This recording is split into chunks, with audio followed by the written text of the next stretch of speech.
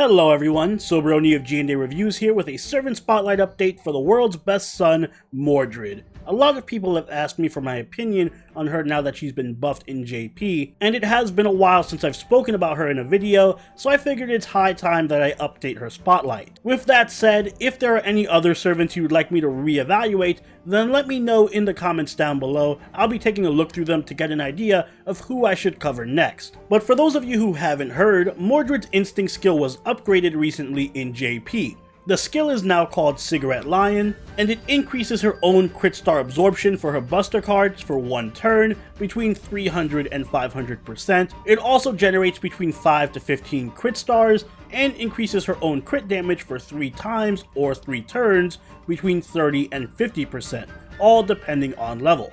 We'll be getting this upgrade in 2 years in NA, so around March 2020 for the rerun of the Apocrypha event. Obviously this is a huge upgrade over Instinct, and it kind of fixes Instinct's biggest problem, which is a lack of consistency. And it fixes this by applying a star weight buff to Mordred's buster cards. Functionally, this is actually a very similar skill to Lancer Artoria Alter's Protection from the World's End, which is in and of itself a great skill. However, Mordred's is even better. Firstly, because it only applies the buff to buster cards, so you don't need to worry about all your stars going toward a quick card or an arts card. So you're going to be getting the maximum amount of crit damage possible from using this skill. Secondly, it lasts for 3 whole turns, or at the very least 3 hits. And the cooldown is very short, so it's easy to line up with a buster NP chain or use it multiple times in a battle, which makes Mordred a better choice for a more sustained DPS option instead of just being a farmer.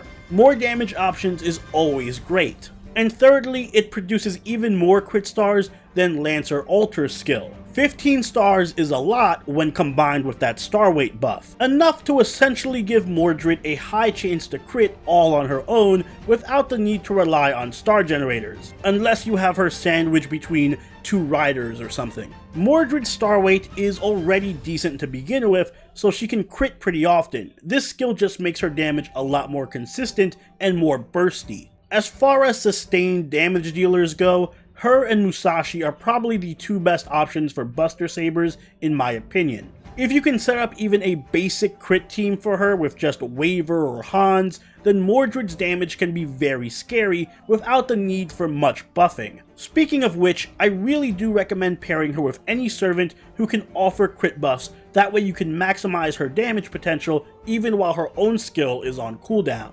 Brynn and Calamity Jane are excellent examples. Brynhilda in particular can make Mordred's crit buff near permanent thanks to her low cooldown on her 3rd skill. Similarly, Jane's Polar Star skill is ridiculously powerful, and Mordred can help proc it by immediately generating 15 stars. The cooldowns for Jane and Mordred's skills also line up, so there is a lot of burst damage potential between the two with very easy setup. If you don't have them, then Caesar and Bartholomew are excellent budget options. Caesar has a strong, targetable crit buff, and Mordred's own defense buff does make up for Caesar's minor demerit. Bartholomew may be a rider, but he has the ability to lower his own star weight while buffing Mordred's crit damage significantly. And he can even provide a Star Bomb skill, which can all but guarantee multiple buster crits from Mordred. Also, his Voyager of the Storm skill has 2 damage buffs that stack multiplicatively with Mordred's mana burst to really juice up her NP damage. Craft Essence choices should largely revolve around crit damage as well, something like Holy Night Supper, Joint Recital, Starry Nights, and Victor from the Moon. Primarily, Mordred benefits from crit damage and buster buffing, so any craft essence that offers that is great, and starting NP charge doesn't hurt either. All in all, Mordred retains a lot of her strengths that I initially covered. She's still an excellent farmer, she is a great buster crit saber, and she is somewhat tanky thanks to her huge defense buff and debuff removal. This new upgrade really just plays to her strength by making her damage more consistent and a little better. Unfortunately though, it doesn't address any of her major weaknesses like her lack of utility. No charisma, no party-wide damage or defense buffs, and nothing to weaken an enemy like an NP seal or even a defense down makes Mo a one-trick pony. Another big tick against Mordred, ironically enough, is that her damage isn't as strong as it needs to be. She's a saber that goes all in on damage, but she has one of the weakest AoE NPs for her rarity and class. Unless you're fighting against Arturia herself, Mordred's Noble Phantasm damage is really lacking. Mordred is in a kind of weird spot right now because Arturia does have better NP damage, an NP charge refund, and a similar NP charge skill, which makes her a better farmer than Mordred for most situations. And Altera can put out some similar damage numbers to Mordred while also providing at least a little bit of utility and damage for the team. But if you want to go all in on crits, then Mordred is your best option, and ultimately the buff does help solidify a good niche for her, which is why I'm upgrading my original score from a B to a B+.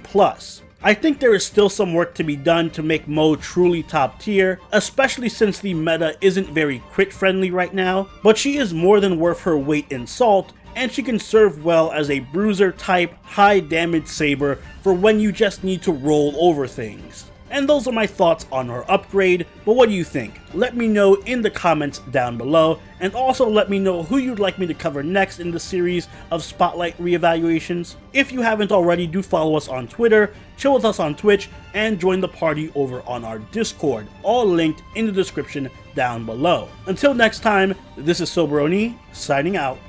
Later.